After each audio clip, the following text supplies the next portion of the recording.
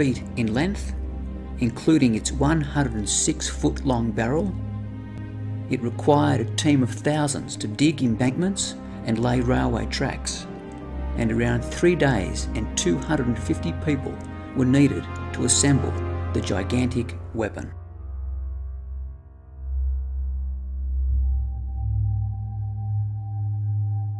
The infamous Führer, Adolf Hitler, was personally involved in the gun's commissioning.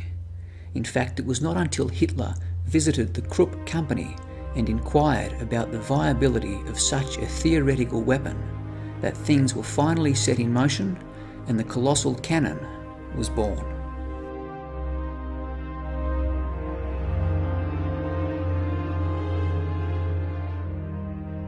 Quite ironically though, the heavy Gustav gun itself was never actually used in the fighting between the French and Germans, as the Nazis essentially invaded France via Belgium and therefore